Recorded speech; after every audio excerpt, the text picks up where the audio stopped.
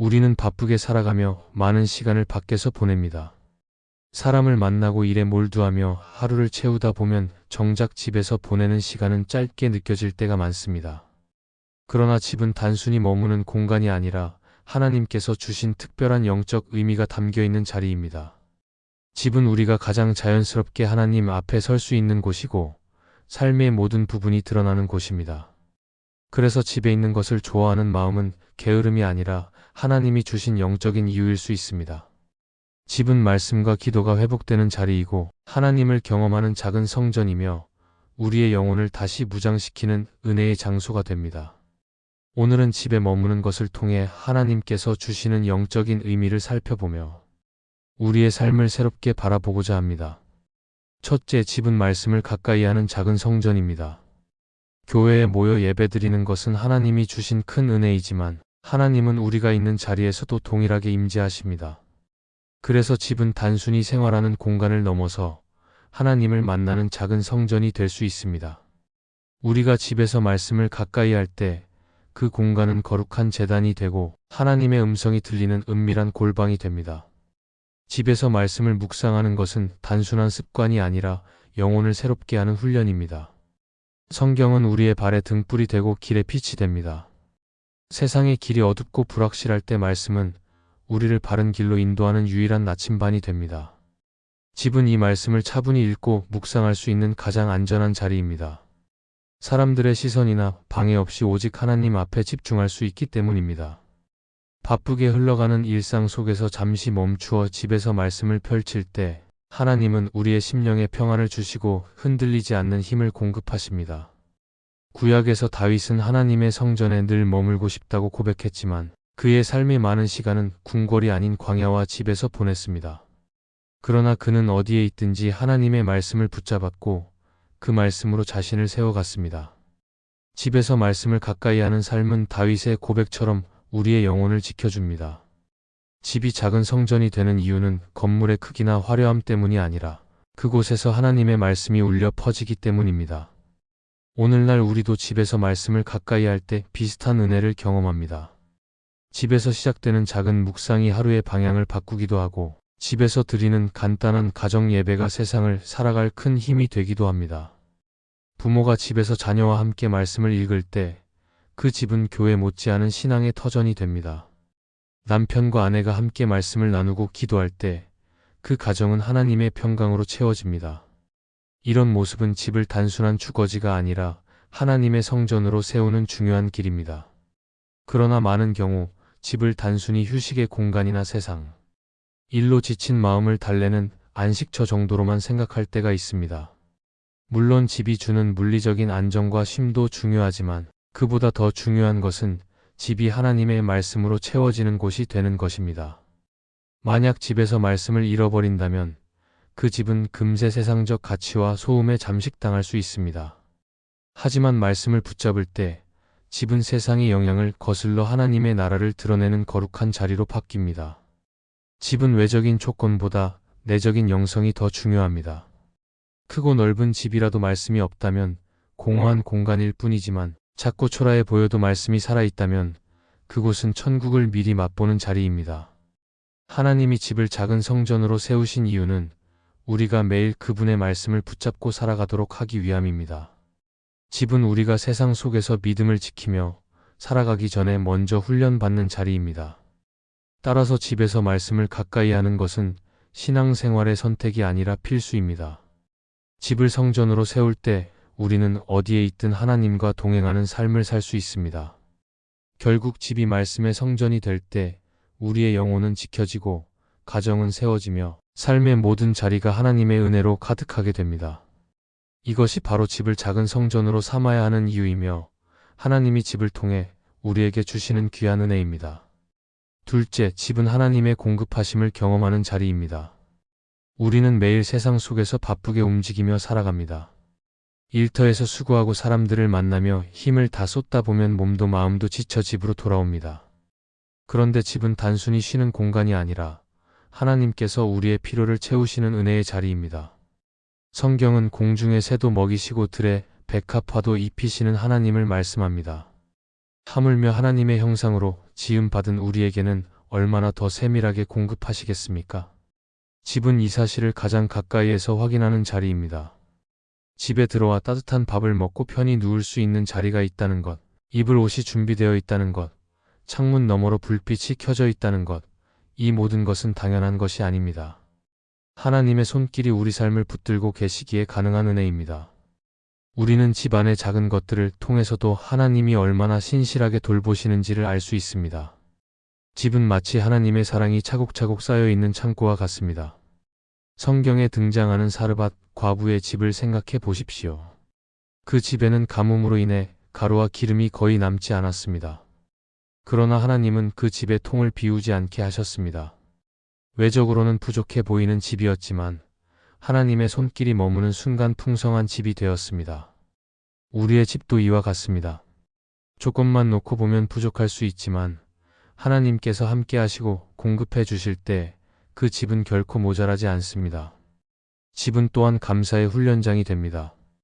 세상은 늘 더 많은 것을 가지라고 우리를 재촉하지만 집에서는 이미 주어진 은혜를 돌아보게 됩니다. 한 끼의 밥상, 가족과의 대화, 함께 웃는 시간 속에서 하나님께서 이미 많은 것을 주셨음을 깨닫게 됩니다. 그렇게 불평이 아닌 감사가 쌓일 때 집은 찬양의 자리가 됩니다.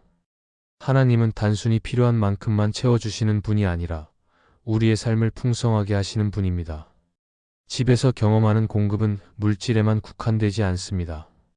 답답한 마음을 기도할 때 성령께서 위로를 주시고 어려운 문제 앞에서 말씀을 떠올리게 하시는 것도 하나님의 공급입니다. 가족 간의 갈등이 생길 때 용서와 화해로 이끄시는 것도 하나님의 은혜입니다. 집은 이렇게 우리의 삶 전체를 붙들고 채워주시는 하나님의 사랑을 경험하는 자리입니다. 그래서 집은 단순한 생활의 공간이 아니라 신앙의 학교와 같습니다. 하나님은 집을 통해 우리에게 감사하는 법을 가르치시고 부족함 속에서도 하나님만 의지하는 법을 배우게 하십니다. 다른 집과 비교하면 초라해 보일 수도 있지만 하나님이 함께 하시며 공급하시는 집은 결코 작은 집이 아닙니다. 집은 하나님의 공급이 오늘도 살아있는 증거이며 그 은혜를 날마다 확인하는 거룩한 자리입니다. 셋째, 집은 영적 전쟁에서 다시 무장하는 자리입니다. 우리의 삶은 단순한 일상이 아니라 보이지 않는 싸움의 연속입니다. 믿음을 지키려는 순간마다 세상의 유혹과 사탄의 공격은 끊임없이 다가옵니다. 직장에서, 학교에서, 사람과의 관계 속에서 우리는 쉽게 지치고 넘어질 수 있습니다. 겉으로 보기에는 평범한 하루 같아도 영적으로는 수많은 공격을 받은 하루일 수 있습니다. 그래서 하나님은 우리가 집에 돌아와 다시 무장하도록 집을 허락하셨습니다. 집은 영적 전쟁터에서 지친 영혼이 다시 힘을 얻는 군사의 막사와 같은 곳입니다. 성경은 에베소서 6장에서 하나님의 전신 갑주를 입으라고 말씀합니다. 구원의 투구, 의의 흉배, 진리의 허리띠, 믿음의 방패, 성령의 검, 평안의 복음의 신발은 하루아침에 자동으로 입혀지는 것이 아닙니다. 매일 다시 무장해야만 세상 속에서 승리할 수 있습니다. 집은 바로 이 무장이 이루어지는 자리입니다. 세상에서 흔들린 마음을 말씀으로 붙들고 공격으로 인한 상처를 기도로 싸매며 다시 담대함을 회복하는 시간이 집에서 주어집니다. 그래서 집은 단순히 쉬는 공간을 넘어 영적 훈련의 공간이 됩니다. 구약의 다니엘을 생각해보면 그는 바벨론의 포로로 끌려가 이방 문화 속에서 살아야 했습니다. 매일 새로운 유혹과 위협이 있었습니다. 그러나 다니엘은 하루 3번 집에서 하나님께 무릎 꿇고 기도하는 습관을 놓지 않았습니다. 그의 집은 단순히 머무는 공간이 아니라 하나님의 임재 앞에서 다시 무장하는 성전이었습니다. 다니엘이 사자 굴에 던져지는 극한 상황에서도 믿음을 지킬 수 있었던 이유는 바로 집에서의 영적 무장 때문이었습니다. 오늘 우리에게도 다니엘과 같은 집의 시간이 필요합니다. 우리의 삶 속에서도 집은 전쟁터와 같습니다. 밖에서 받은 상처와 유혹은 집에 돌아올 때 그대로 따라 들어옵니다. 그래서 집은 세상의 흔적을 씻어내고 다시 하나님 앞에 무릎 꿇는 자리로 세워져야 합니다. 말씀을 읽고 기도할 때, 찬양을 드릴 때, 집은 단순히 쉼의 공간을 넘어서 영적인 회복의 훈련장이 됩니다. 이 과정 속에서 마음의 두려움이 사라지고 새로운 담대함이 생겨납니다. 하나님은 집에서의 시간을 통해 우리를 다시 세상 속으로 보내시며 믿음으로 승리하게 하십니다. 집이 영적 무장의 자리가 되지 못한다면 우리는 쉽게 무너질 수 있습니다. 아무리 밖에서 열심히 싸워도 돌아와 다시 힘을 얻지 못하면 결국 지칠 수밖에 없습니다. 그러나 집에서 다시 무장할 때 우리는 새로운 하루를 준비할 수 있고 반복되는 영적 전쟁 속에서도 쓰러지지 않습니다. 하나님은 집을 통해 우리를 보호하시고 말씀과 기도로 무장시키시며 다시 세상으로 나아가게 하십니다. 그러므로 우리는 집을 단순히 편안함을 누리는 곳으로만 여겨서는 안 됩니다. 집은 영적 전쟁 속에서 하나님이 주신 특별한 재충전의 자리입니다. 집에서 말씀을 붙잡고 기도의 무기를 들며 찬양으로 마음을 채울 때 우리는 다시 하나님의 군사로 서게 됩니다. 결국 집이 영적 무장의 자리가 될 때 우리는 세상 속에서 담대히 나아가고 어떠한 유혹과 공격 앞에서도 흔들리지 않고 하나님의 승리를 경험하게 됩니다. 넷째, 집에 있는 것을 좋아하는 이유는 하나님께서 고독 속에서 말씀하실 때가 많기 때문입니다. 사람은 본능적으로 외로움을 피하려고 합니다. 함께 웃고 이야기하며 어울릴 때 즐거움을 느끼고 고독은 되도록 피하고 싶어 합니다. 그러나 하나님은 때때로 우리가 혼자 있는 순간을 통해 더 깊은 말씀을 들려주십니다. 세상의 소음과 분주함이 잠잠해질 때 마음을 차분히 가라앉히고 하나님께 시선을 고정할 때 하나님의 세밀한 음성을 들을 수 있습니다. 그래서 하나님은 우리가 집 안에서 홀로 머무는 시간을 통해 영적인 깨달음을 주시고 우리의 마음을 새롭게 하십니다. 성경에서도 하나님은 종종 사람들을 고독 속으로 이끄셔서 말씀하셨습니다. 모세는 미디안 광야에서 홀로 양을 치며 40년을 보냈습니다. 그 긴 고독의 시간이 있었기에 그는 불타는 떨기나무 앞에서 하나님의 부르심을 들을 수 있었습니다. 엘리야는 갈멜산의 큰 승리 후 깊은 낙심에 빠져 홀로 광야로 들어갔을 때 세미한 음성으로 다가오시는 하나님을 경험했습니다. 예수님도 공생의 가운데 늘 무리를 떠나 한적한 곳, 곧 홀로 계신 자리에서 기도하시며 아버지의 뜻을 분별하셨습니다. 이처럼 고독은 단순한 외로움이 아니라 하나님께서 친히 말씀하시고 영혼을 다시 일으키시는 은혜의 통로가 될 수 있습니다. 우리의 삶 속에서도 이런 경험은 종종 찾아옵니다. 바쁘고 사람들 속에서 시간을 보내다 보면 하나님을 생각할 겨를조차 없을 때가 많습니다.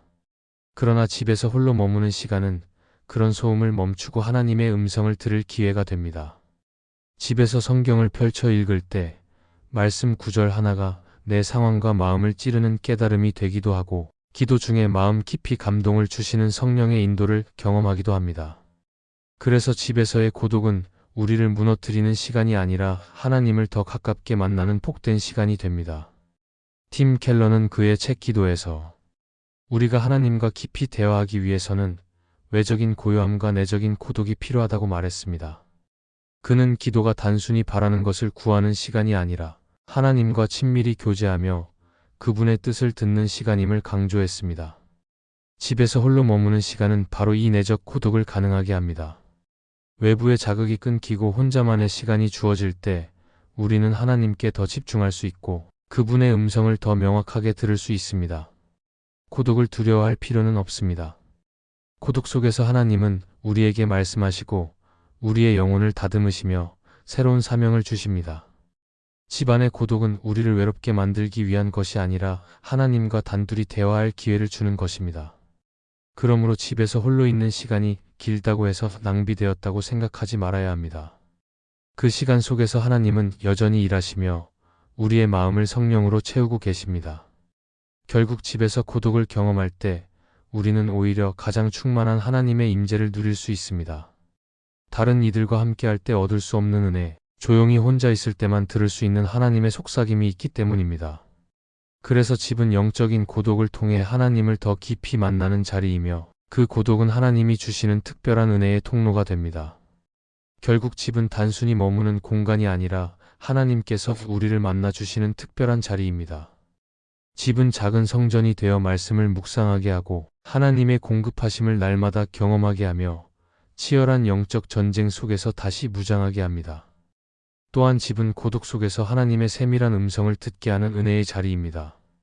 그러므로 우리는 집에 있는 시간을 단순히 휴식으로만 여기지 말고 하나님이 주시는 영적 의미를 붙잡아야 합니다. 그럴 때 집은 우리의 신앙을 지켜주는 요새가 되고 마음을 새롭게 하는 은혜의 공간이 되며 하나님과 더 가까워지는 통로가 됩니다. 집을 통해 주시는 하나님의 은혜를 기억하며 오늘도 그분 안에서 평안과 힘을 얻는 삶을 살아가야 합니다. 이 말씀이 마음의 은혜가 되셨다면 좋아요와 구독으로 함께 해주세요. 그리고 댓글에 아멘이라고 남겨주시면 하나님의 은혜가 더 많은 사람들에게 전해질 것입니다. 여러분의 삶 위에 하나님의 은혜가 언제나 함께 하시기를 바랍니다. 감사합니다.